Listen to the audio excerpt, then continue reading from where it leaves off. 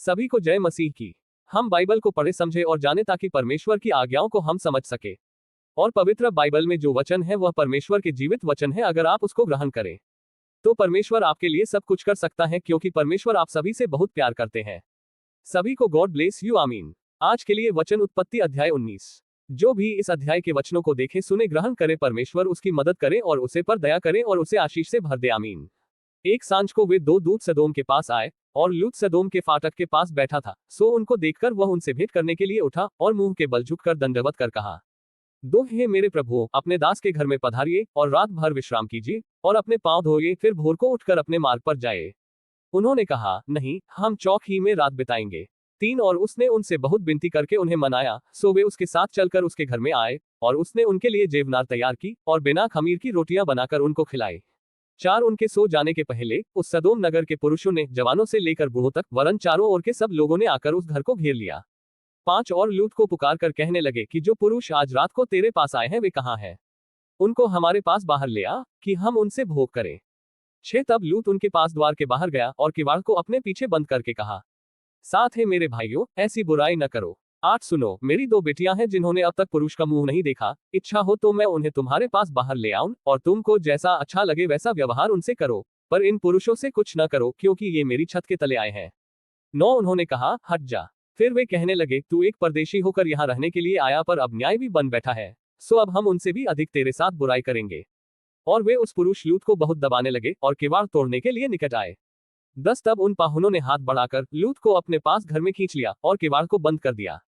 11 और उन्होंने क्या छोटे क्या बड़े सब पुरुषों को जो घर के द्वार पर थे अंधा कर दिया। सो वे द्वार को टटोलते टटोलते थक गए। 12 फिर उन पाहुनों ने लूत से पूछा, यहाँ तेरे और कौन कौन है? दामाद, बेटे, बेटियां, वह नगर में तेरा जो कोई हो, उन सबों को लेकर इस स्थान से निकल जा।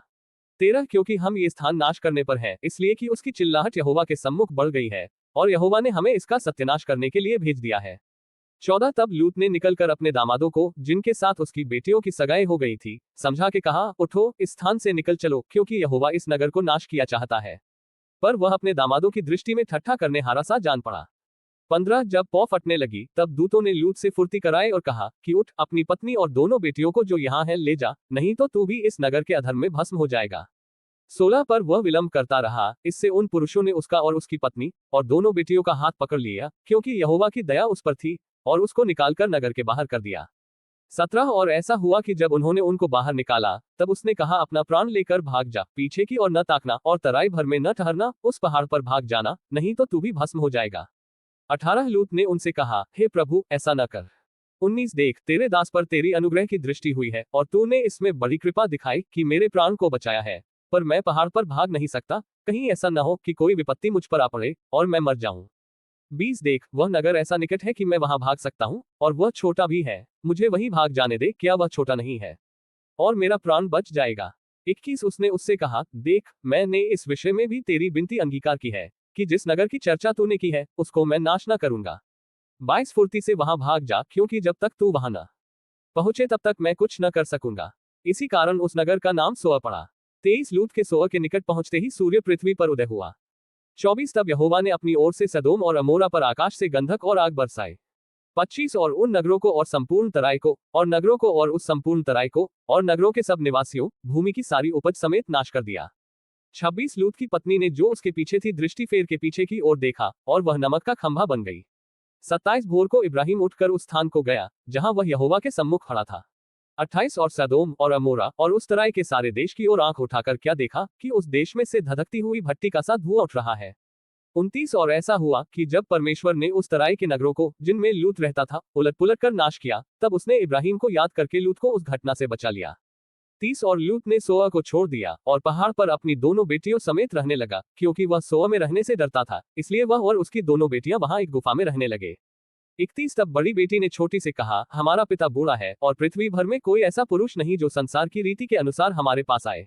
32 सोआ, हम अपने पिता को दाखमधु पिलाकर उसके साथ सोए, जिससे कि हम अपने पिता के वंश को बचाए रखें। 33 सो उन्होंने उसी दिन रात के समय अपने पिता को दाखमधु पिलाया। तब बड़ी बेटी जाकर अपने पिता के पास लेट गई, पर उसने न जाना कि वह कब लेटी और कब उठ गई। 34 और ऐसा हुआ कि दूसरे दिन बड़ी ने छोटी से कहा, देख, कल रात को मैं अपने पिता के साथ सोई, सो आज भी रात को हम उसको दाखमधु पिलाएं, तब तू जाकर उसके साथ सोना कि हम अपने पिता के द्वारा वंश उत्पन्न करें। 35 सो उन्होंने उस दिन भी रात के समय अपने पिता को दाखमधु पिलाया, और छोटी बेटी जाकर उसके पास लेट गई, पर उसको उसके भी सोने और उठने के समय का ज्ञान न था। 36 इस प्रकार से लूत की दोनों बेटियां अपने पिता से गर्भवती हुई। 37 और बड़ी एक पुत्र जनी, और उसका नाम मोआब रखा, वह मोआब नाम जाति का जो आज तक है मूल पिता हुआ।